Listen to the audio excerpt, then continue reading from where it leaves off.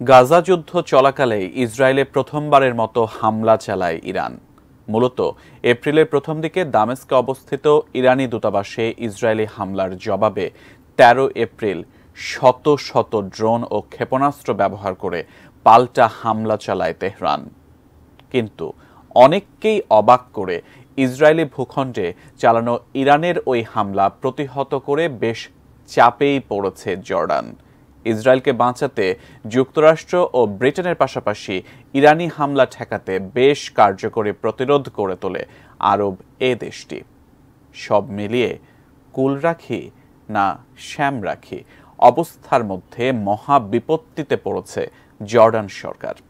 সহকর্মী শেখ ফরিদ জানাচ্ছেন আরো বিস্তারিত।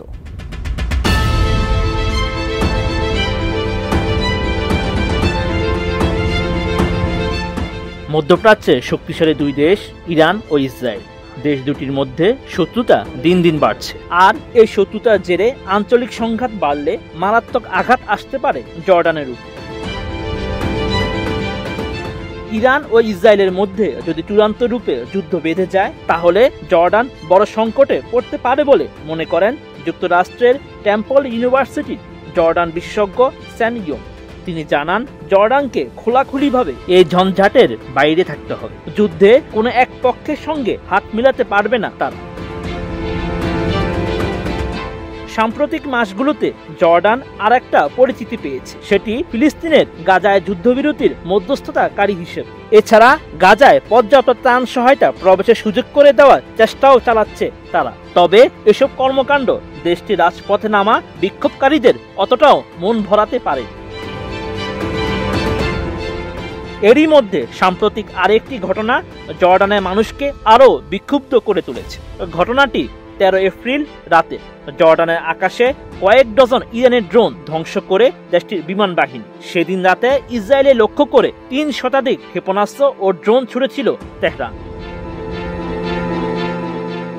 ইরানের ড্রোন ধ্বংসের বিষয়ে জর্ডানের ভাষ্য, তারা নিজেদের সীমান্ত রক্ষায় ওই পদক্ষেপ নিয়েছিল। দেশটির পররাষ্ট্রমন্ত্রী আইমান সাফাদি জানিয়েছেন, ইরানের ছোড়া ড্রোন ও ক্ষেপণাস্ত্রগুলো জর্ডানের ভূখণ্ডে পড়ার সম্ভাব্য বিপদ ছিল। জর্ডানের সশস্ত্র বাহিনী উপযুক্ত কৌশলে সেই বিপদ মোকাবেলা করেছে। ফিলিস্তিনিদের প্রতি জর্ডানের বাসিন্দাদের গভীর সহানুভূতি রয়েছে। দেশটিতে আনুমানিক ২০ লাখ ফিলিস্তিনি শরণার্থী রয়েছে।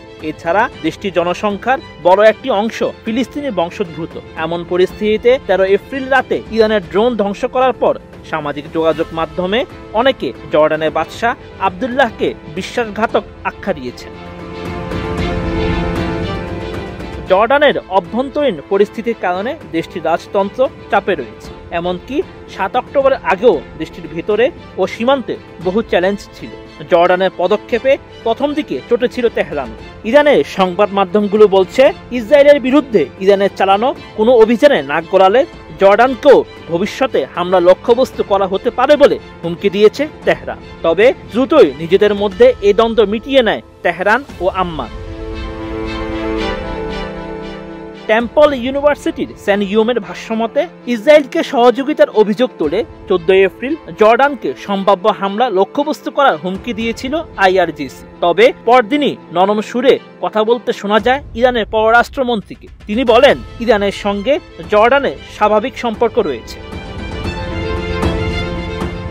মধ্যপ্রাচ্যে বড় পরিসরে যুদ্ধ বাঁধলে জর্ডানও এর শিকার হতে পারে বলে ধারণা স্যান ইয়মের। তার মতে, যুদ্ধ বাঁধলে দেশটির অবকাঠামোগত ক্ষয়ক্ষতি হতে পারে। এছাড়া পর্যটন খাতে আয় কমে গিয়ে এবং বাণিজ্য হ্রাস পেয়ে অর্থনৈতিক সংকট দেখা দিতে পারে। Sheikh Farid, ATN news.